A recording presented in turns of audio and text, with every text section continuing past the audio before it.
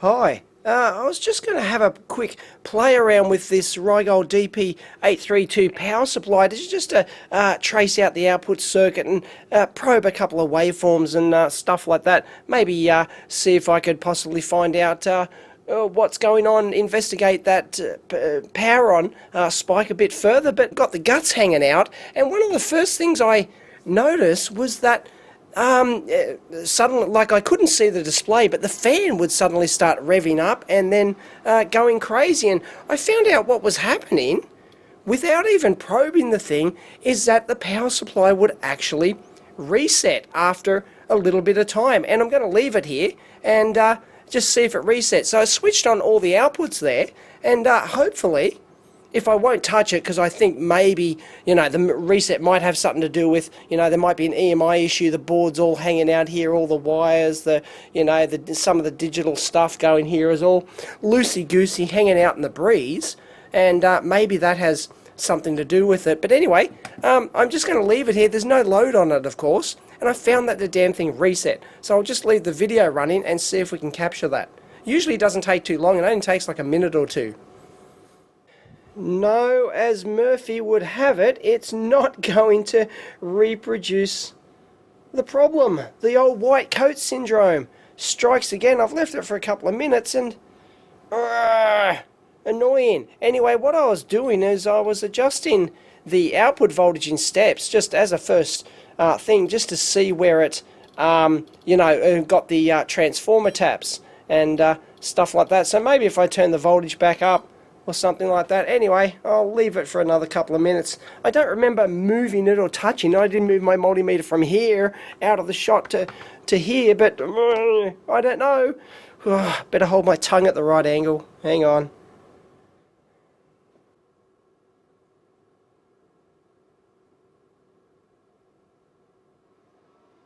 Woohoo! Did I get it? Did I get it? I got it! See? It reset. It took bloody, 9 minutes on the camera here, but I got it. Sorry, I was just in the other cubicle and heard the fan rev up. Bastard. So the thing just resets itself. Let's turn that back on, see if we can get it to reproduce even faster. I don't know why. I have no idea. I'm not probing anything, not touching anything. The outputs still seem to work, but I've got it under no load, and the thing just reset itself. There we go. There we go. Got it. Bingo. What was that, like a minute? There we go. It just switched off and reset. Why? I have no idea. My only guess is because it's, it's hanging out here. It's not in the system, so maybe an EMI issue getting in somewhere that's resetting this sucker. I don't know. All I can do really is fold this back in, screw it back in place, and run it as a bench supply for, an hour and see if it resets. Now, there's one thing I found is that this regulator in here, this tiny little, it's an LM317. It's actually delivering the that isolated 5 volts for the main logic that we saw in the teardown, and I noticed that was getting really, really hot. Jen, look at that. I mean, we're talking, this isn't going to be super accurate, but look. I mean, it's not going to read over, though. So, I was getting close to 90 or something at one point. There we go. 95. It's crazy. That thing is getting super hot. And I'm not sure if that's normal or not. Surely it can't be running that hot. Unbelievable. Have no idea why. Now, I've actually measured this thing, and there's the 5 volts that it's actually supplying. And the input voltage, if I can actually get in there, correct ground. Yeah, there we go, 12 volts. Now I'm reading well over 100 degrees on that now, and I should be able to get in there with the thermocouple and even confirm that. Look at that. That is ridiculous. 110 degrees on the heatsink, and this thing's only been on for like 10 minutes, 115, 120. Unbelievable. No wonder that regulator's just going to shut down, and no wonder the thing's going to reset. So clearly something is drastically wrong there, because, you know, like an LM317 is only got an operational temperature range to like 120, 125 degrees or thereabouts, and it's got built-in thermal overload protection. So I think that's why this thing's resetting, actually, as I think that, even though I haven't measured it, I think the regulator's just getting too hot and it's shutting down for some reason. And of course you can't have it operating at that temperature. It's just ridiculous, let alone the, like, I was measuring, what, 110 degrees plus on the case after a minute or two, let alone the actual die temperature itself. So yeah, it's going to thermally protect itself and shut down, and I think that's what's happening there, because this supplies the main 5-volt rail, which powers all of the logic board, of course. So, you know, it'll just shut off the output and it'll reset like that. And of course you can't run this thing at too hot a temperature anyway, being right next to these two large filter caps here. Even though they're 105 degree C rated, they're just going to die, you know, in very short order. So there is something wrong here. Surely this cannot be normal. So I'm just wondering if there's anything that I've done in the teardown to cause increased power consumption. I mean, my supply seems to work just fine. So I don't know. I'm at a loss here. I wasn't, you know, I wasn't expecting to troubleshoot this thing. I thought I'd, you know, just be able to probe some waveforms and you know, do a little bit of reverse engineering and stuff like that. But no, now I've got this bloody problem to contend with. What the? And there's also a software bug in this thing, which people on the forum have actually reported and confirmed, and I'll just confirm it here. What it is if you set the current limit here below 10 milliamps, then it actually shows, even with no load, nothing connected at all, no trickery going on here whatsoever, it will actually show 30 milliamps reading current. So let's try that. Let's lower it, 14, 13, 12, 10, here we go.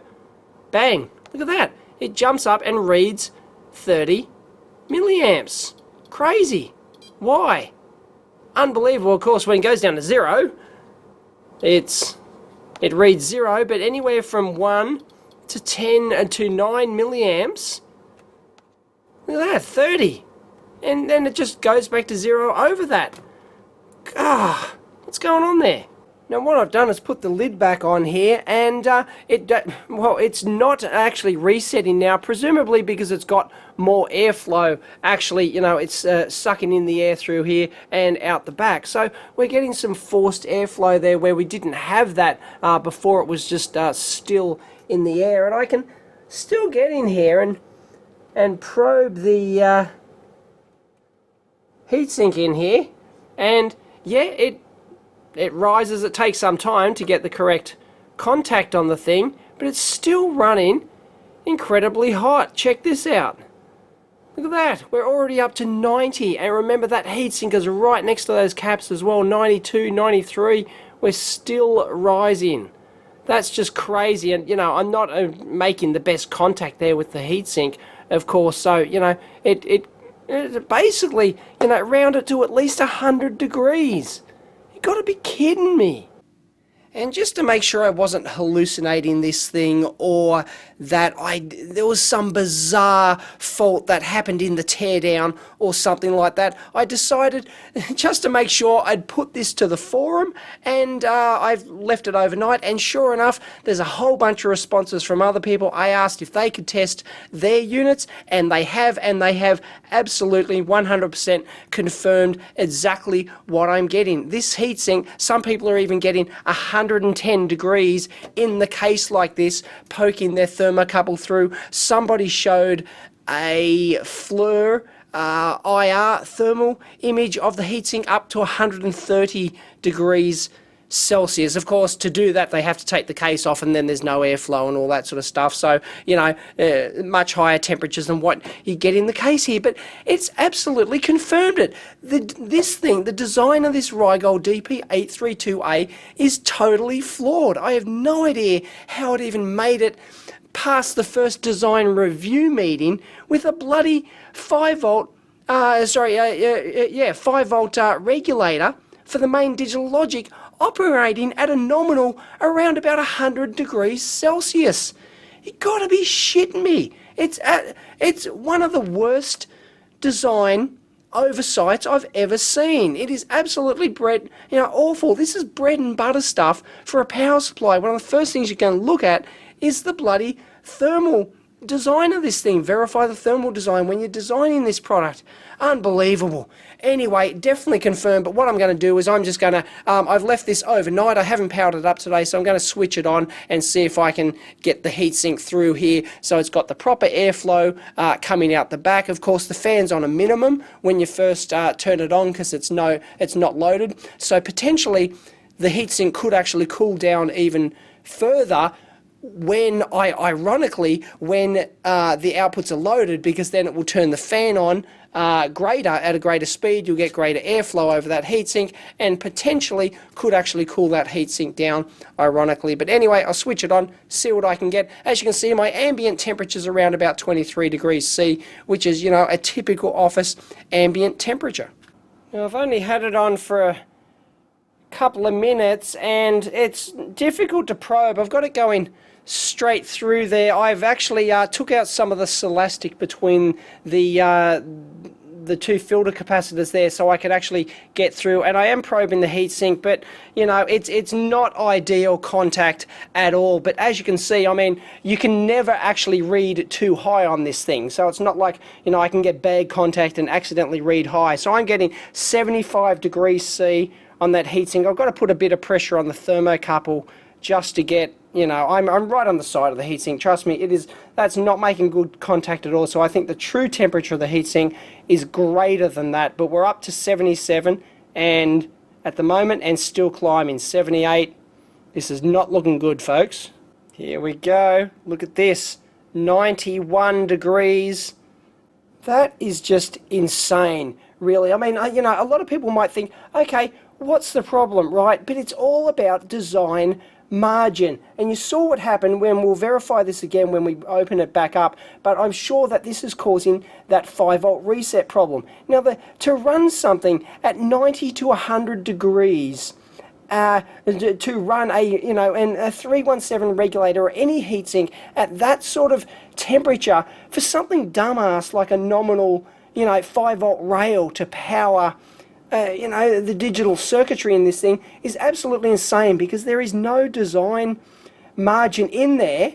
Yeah, okay, maybe this thing might work and might continue to work for most people for a couple of years or something, until those caps dry out, of course, not even mentioning the caps yet, okay, without resetting at all, right? There might just be adequate airflow in there. But what happens if you stick this damn thing in a rack? I think they even sell a rack mount kit for it. If you've got, a rack can easily get 40 or 50 degrees ambient in there. Something like that raises, even if you raise the ambient temperature here in the lab by an extra 5 degrees, that could be enough to actually reset to trip the thermal overload in the die in that LM317. And who knows what we'll try and check which LM317 they're using, but that'll vary based on batch. It'll vary. They might have, they might declare that they can source that from any manufacturer, so it's not going to be consistent across your entire production run of these units.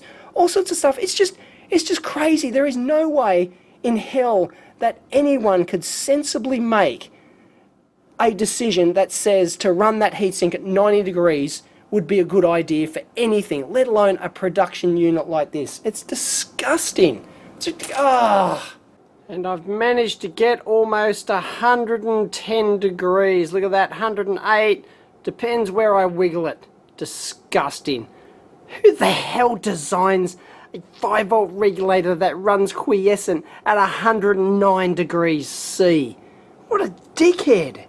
Now I'm going to see if I can actually verify that the reset problem I'm seeing on the unit is actually the 5-volt regulator going into thermal overload and dropping out, so to speak. So I've set up the scope. Nominally, it's there it is. We've got our 5-volt output there. It's all pretty clean. Triggering at about 4.5 volts on negative going. So we'll just leave it there. And I've got my outputs switched on, so I'll definitely be able to tell when it's done that. And well, let's see if it correlates, see if we trigger anything on the scope, a drop out in that 5-volt rail when this thing resets. Could take a while though. And look at the temperature that thing's running at, 141 and climbing when there's no airflow over it. Unbelievable. It's even got some additional little heat sinking on it due to the oscilloscope probe. Oh, and I only had to wait a minute or so, and it has reset here, but I didn't get anything triggering on the scope over here, so it looks like it didn't drop below that 4.5 volt value. I mean, maybe I've got to tweak that up a bit. Maybe there's a voltage supervisor or something on the 5 volt rail inside the main chip. That even could be a function inside the main processor or something that is actually detecting a smaller dropout than what's there. Let me tweak it. No, still couldn't get it to do it. I'm triggering at 4.8 volts and the thing just reset itself, but I still couldn't detect any drop in that 5 volt rail. So maybe my theory's wrong there, but geez, I don't see what else it could be. I mean, now just as a rough indication as what temperature those caps are running at, just by sitting near that heatsink at 130 degrees or whatever it is, there you go, they're almost up to 70 degrees, just the cans on there. Of course, there's no airflow. It's going to help when there's airflow over these things, of course, but that's how you can get with just the coupling over to those capacitors. Well, I'm at a loss now as to explain exactly what the mechanism is for resetting this unit. I could have sworn it must have been the dropout of that regulator, but I cannot seem to capture any dropout, AC or DC coupled, at any time base of this regulator, so I don't know. But anyway, what I've done is this board, when it was sitting here before, was resetting every 1 minute or 2 minutes, absolute tops, with monotonous regularity. Then I just put this pace fume exhauster. I've got air blowing over it like this. It's probably more than, I'm pretty sure it's more than what was getting inside the case, and all of a sudden, bam, I've left it for 10 minutes and it's not resetting at all. So it definitely looks like it has something to do with that, the heat of that regulator, but the exact mechanism still eludes me. Now I've even got to the trouble to set up a window trigger here. Oh, hang on. Yeah, I just saw that. I just saw it switch off. I don't know if you saw, there was some dip in the waveform there. There was something there. I hadn't had the trigger on. I was too busy shooting this video. But anyway, looks like we may have finally got it. Let me switch this back on. Anyway, I've set up a window trigger here so that it can trigger anything outside of that those two windows there. So I'm going to put it into single mode again and see if I can capture that. I've got it back on, but let's see what happens. Let's just leave it running. Well, no, it switched off and reset, but we didn't capture anything, even with that tiny trigger window there. But no, I still couldn't get anything there, so I've gone back to AC mode, and there it is. There's our AC coupled mode, 50 millisecond time base there, and I've set up a window trigger mode just around that. So let's, there we go, look at that. Did you see that? Look at that. There we go. So we've got some subtle, yeah. I think we're getting very close to getting this. Anyway, you can see that right there. Looks like that's normal, in quote marks, right? That's normal 5 volt AC coupled output. We're only at 100 millivolts per division there. Now let's trigger off that and see and watch it and see what happens. See if we can trigger anything when these switch off and it resets. Bingo, there we go. We finally got it. Yes, it triggered. You saw it. There you go. This waveform started, I don't know, maybe a second before this thing reset itself. So there you go. My theory was right. Well, it could not be wrong, really. It had to be that voltage regulator. In this case, just doing, just some subtle dropout there. It's, as you saw, we couldn't trigger on the 5 volt any significant variation on the 5 volt rail itself. But when you get down, we're only talking like 100 millivolts per division. So just that sort of noise or ripple that regulator's doing something and it's not regulating as it should anymore. It's still regulating at 5 volts, but the AC component of it has actually changed. So that is causing something on the digital board. I don't know what. I'm not going to go into the digital board and try and, dissect why. And, it doesn't matter. The fact is that regulator's overheating and is causing reset on the digital board somehow. So that's what we captured there, and that is normally. So you can see that it was double or triple in amplitude before when it actually fails, and we can no doubt capture that again. It'll be fully repeatable. You watch. Bingo. Too easy. There it goes. Switched off. Barely even had to turn around for 10 seconds and we captured it. Woo. So actually this is a really good example of a little bit of a tricky real-world troubleshooting scenario where I had a theory. Okay, this regulator was overheating, it was dropping out, causing resets on the processor inside this thing in some manner, but my theory was almost blown out of the water. I expected the 5-volt rail to just, plummet down to 0 or drop down to 3 volts, or I don't know, do something stupid to allow, a couple of volts or ripple to come through or something horrible like that. And I couldn't capture it even with a tight couple of 100 millivolt window trigger in around the 5-volt rail that I had there before. I couldn't do it on that 5-volt scale, so I had to switch to AC, and I originally couldn't even find it on AC as well. I'd done that before, but it turns out I wasn't setting my trigger point narrow enough, and in this case I switched to the window trigger, and you can see it's probably just gone over that top one. So I had to set that. I had to use window triggering to go outside of the normal operational window to capture what is quite a small variation, and most circuits would tolerate that quite well. If you've got an additional 3.3 volt local regulator on your rail, or you're just powering some 5-volt logic, it's going to tolerate this sort of ripple. Generally no problem whatsoever, but there is something subtle on the particular processor inside processing circuitry inside this Rigol that is causing that thing to reset. So if I wasn't absolutely confident that that regulator was dropping out, then I could have thought, okay, well, I've checked that and that's not the problem. Not an issue at all. It must be something else. You go away, you chase red herrings until the cows come home. But no, we nailed it, because I finally got down to a point where I could trigger off something that was causing this to drop out.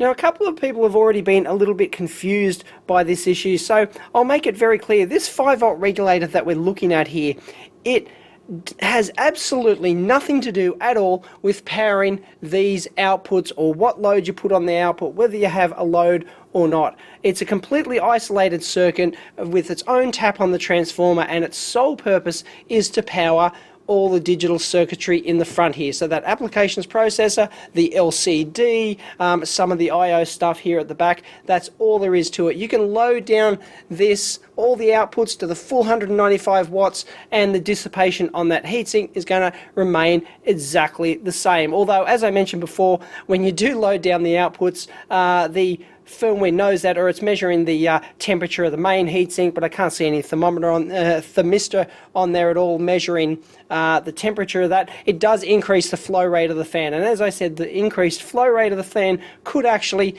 have the effect of actually cooling down a little bit that 5-volt heatsink, but it's got nothing to do at all with loading the outputs. Now, the question is, how much load does this thing actually take? How much does all this digital stuff in here take? Well, let's have a look at it. Let's measure our power. Let's switch it on, shall we? Let me put my probe in here, and we'll switch that on. Here we go. And it's powering up. It's powering up. It's not much at all. Aha, silly me. I figured out what's going on. Well, not silly me, silly Rigol. This connector here, which, obviously carrying all of that 5 volts over to the board, they've actually got the colours of the wires back to front. I assumed, silly me, that the positive wire would actually be positive. It's not. It's actually negative relative to that regulator. So now I've pulled out the black wire there, because the reason why we're only measuring 20-30 milliamps before is because this ribbon cable here was taking that return current. So here we go. Now we should be able to get it, measure the actual current. Here we go. If we break into the positive wire here, which is actually black, bingo, there we go. We're getting 300, it's booting now. Probably can't see the screen. There we go, it's just booted up. There we go, and now after it's booted, we're getting, let's call it, say, 700 milliamps, something like that. Let's switch the outputs on. Doesn't make any difference, of course, but yeah, it's jumping around as you'd expect, but let's call that 700 milliamps. And the input voltage, about 11.8 volts, which will, of course, vary with the line voltage because it is bridge rectified with just some filter caps coming from the transformer. So, that could vary, but let's just call it 12 volts. Now, if we're getting 12 volts in and 5 volts out, well, we've got a delta or a voltage drop across this regulator of 7 volts. And because it's a linear regulator, it's got to drop 7, the power is going to be 7 volts times the current flowing through it, which is, of course, the output current, which is 0.7 amps. 7 volts times 0.7 amps, 4.9, let's round it to 5 watts. This thing is dissipating 5 freaking watts. Now, anyone with any electronics design experience knows that no way in hell you're going to use a heatsink of that size for 5 watts, even if you've got a fairly high airflow, going through your design and good thermal management. It's just ridiculous. 5 watts? Did no one even stick their bloody finger on this or even think about it? Oh, I'm flipping the finger, that's for sure. Let's just go to a representative heatsink here. I wasn't able to find the exact one, but this is going to be fairly close. It's an Avid thermalloy one, TO220, freestanding. Well, it's actually a PCB mount one. It's got a PCB mount tab. This one looks to have 2 PCB mount tabs, so I'm not sure if there's any heatsink on the copper at the bottom side of this board. I haven't taken it out, but anyway, we're going to be easily able to get some ballpark stuff here. And if we have a look at it, let's go in here. We're talking 24.4 degrees C thermal resistance there per watt. But this is what we're interested in down here. Let's have a look at the graph, shall we? And what we've got here is, well, we don't need to really worry about the thermal resistance. What we're talking about here, because this is power dissipated, we know we're dissipating 5 watts. Look, it's for a heatsink of this size, it's off the graph already. That should be ringing alarm bells, right? And this is the mounting surface temperature rise from 0 to 100 degrees C above ambient. And that's the key, of course. And what were we measuring on this thing? Well, with no airflow, we were getting basically, 100 and, well over 100, 130 or something like that. And this is the ballpark that we're operating up here at 5 watts with this size heatsink. I mean, it's going to be very similar. We're just talking ballpark calculations here. We're looking at 100 degrees C rise above ambient. And that's exactly what we're getting. It's ridiculous. I could go into the, draw the thermal graph of all the things in there and the heatsink compound and the, everything, the junction, the case and all that. And imagine if this is what the heatsink temperature is at, imagine what the junction's at. Well, we actually don't even need to guess what the junction's getting at, because let's look at the data sheet for the LM317. Just take a typical one from Fairchild, for example. Let's go down here. Let's get the thermal characteristics. Well, here it is. There we go. Thermal resistance junction to case. We already know that. Let's assume that there's no loss between the case and the heatsink, right? Let's assume that that's just fine. Well, the case, there it is, 5 degrees C per watt. We're trying to dissipate 5 watts in this thing. The junction is going to be 25 degrees C at least above. That's above the already measured and quantified temperature on that heatsink, which even in the case with the proper airflow and everything else is over 100 degrees C. You gotta be kidding me. Oh, facepalm. Hang on, double facepalm.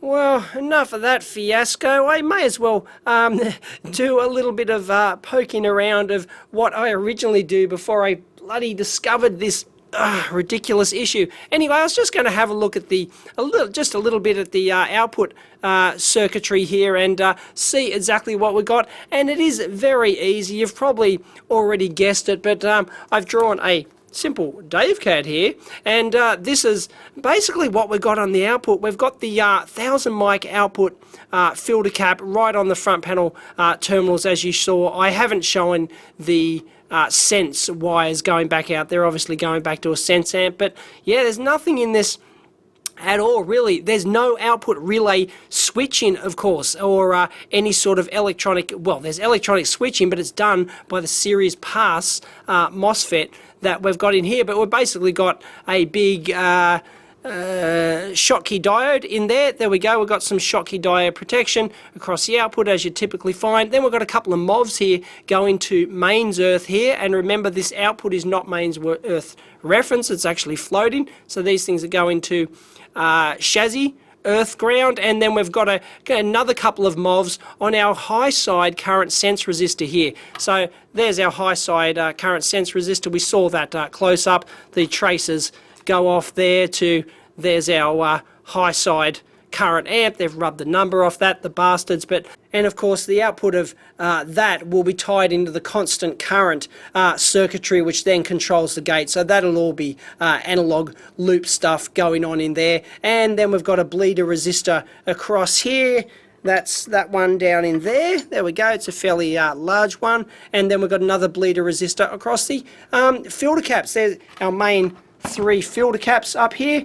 There they all are. Boom, boom, boom. They're 2200 mic each, 63 volt, and we'll measure some, we'll get the scope out and we'll actually measure some things on here and have a look at the gate waveform there. But and basically the input here, as I mentioned in the teardown, that they actually, well, I mentioned that there were triacs in there, but I didn't mention that they're actually switching the secondary taps on the transformer. Here are the transformer taps coming in here, and there are our 2 triacs in there. There are our 2 triac drivers down in there, as we saw in the teardown. But that's what they're using instead of your more traditional relays to select the secondary taps, because because this is a linear supply, you need some sort of tap on there. Imagine you're delivering only 3.3 volts out of here and you're getting, 40 volts out of your transformer. That's a lot of power to dissipate in your linear regulator like that, in your series pass transistor there, it's called. So really you want to choose they've got a couple of selections on those taps there. So that's basically what they're doing. There's nothing in here at all. There's no output relay switching to switch. When you press that on-off button on the front, all it's doing is just effectively grounding that gate and pulling the output down to 0. So it's not actually isolating the output at all. It's just switching off the output series pass transistor. So we'll just see where those voltage taps actually occur. You can see I've got the full 31 volts output voltage. I'm measuring the voltage and also looking at the waveform. So this is identical to that. You can see the voltage down there, 54. We're getting, basically 54 volts out of those filter caps with 31 volts output voltage. Now I'll lower my voltage in 1 volt, our output voltage in 1 volt increments, and see where the tap drops. And of course you'd normally hear a relay click in a regular power supply, but this one uses triac switching, and bingo, there it goes.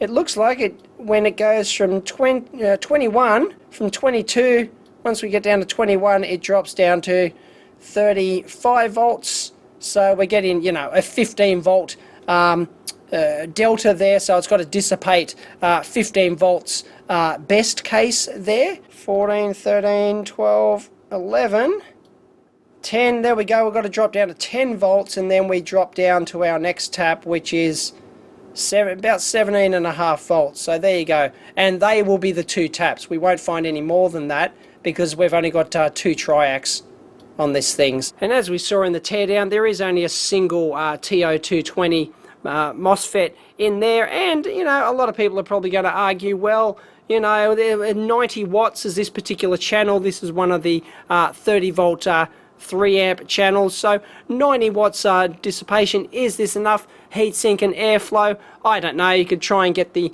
data sheet and stuff like that, but what we should probably do is measure the temperature on that heatsink at a full 90 watt load and see what it gets to. Yeah, you know, some designs would actually parallel up the MOSFETs there, just to so you're not actually stressing just the one individual MOSFET. You're spreading the power against a couple of them. But Rigol, well, now I'm doubting their design decisions after that ridiculous LM317 fiasco. But anyway, assuming they've done it right, they've determined that, well, no, we can get away with a single MOSFET on there. So anyway, let's let load it down and see if we can measure temperature on this thing somehow. But yeah, there's no real easy way for me to stick my thermocouple on that and get a really good connection, I'm afraid.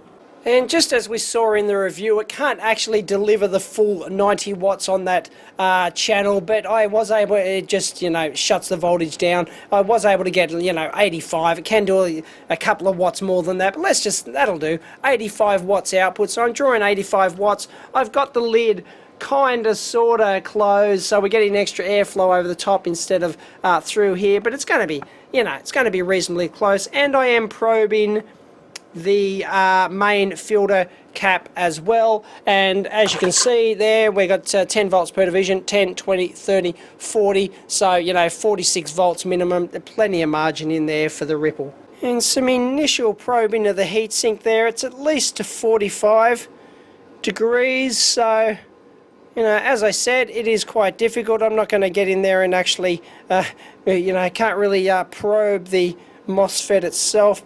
It's getting up there, but I wouldn't call that particularly hot. And of course, you probably can't hear it, but the fan actually has turned on louder.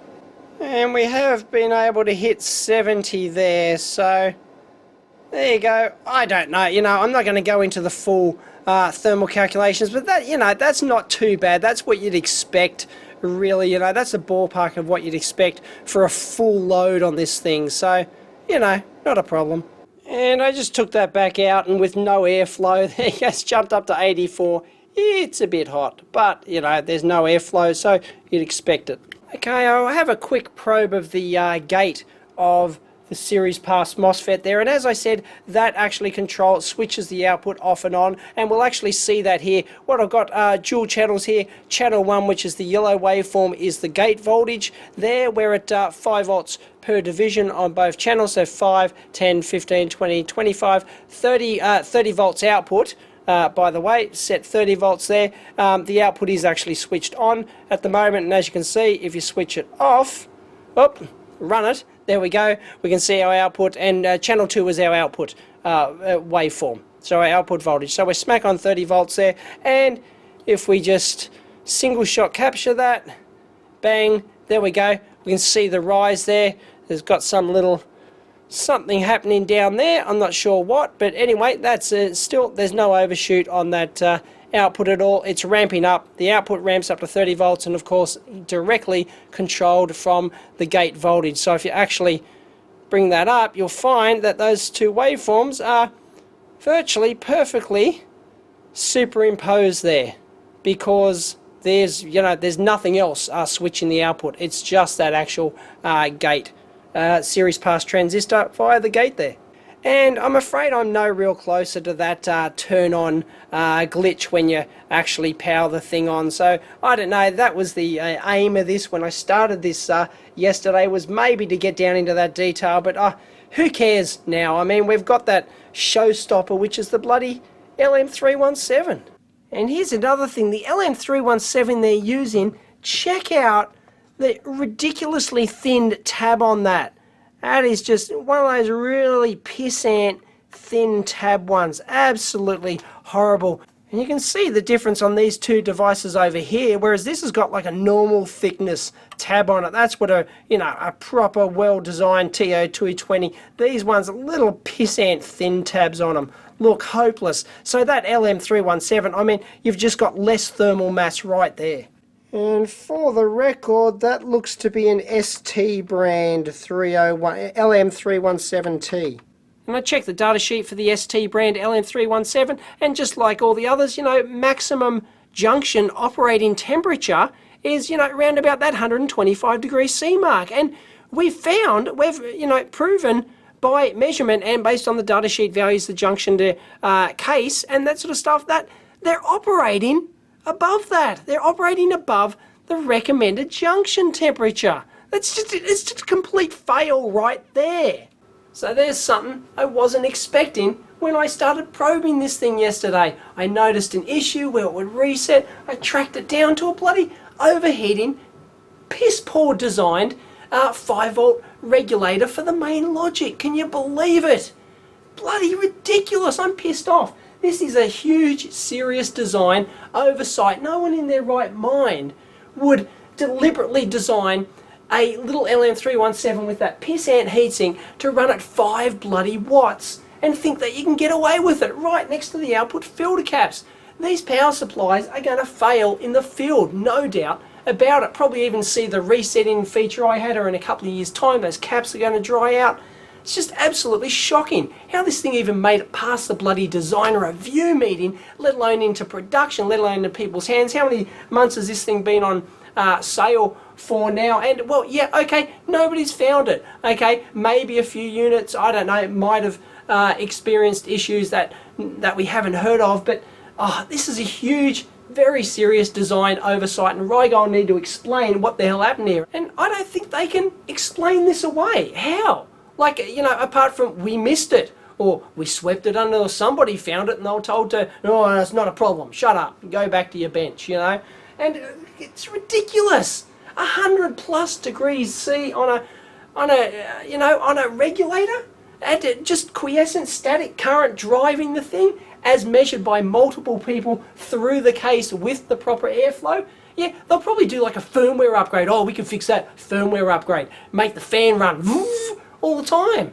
God, man, unbelievable. And there's probably going to be some people who'll say, well, what's the problem, right? Nobody's had, look, it just reset again. Oh, bloody hell. People are going to, a few people say, Rigol might even say, had no problems in the field, no returned units. That's beside the point. The point is that this has no design margin in it whatsoever. You mount this thing in a bloody rack, right? It sits in a rack, your ambient goes up by 20 or 30 degrees Celsius. You're just going to be screwed. Those regulators are going to shut down. Who knows what regulator, what the thermal cutout is in that particular type of regulator. You've got variations in your junction to case. I don't even think, they've put some heatsink in there. There's going to be variations in that. There's going to be variations in the airflow on the fan.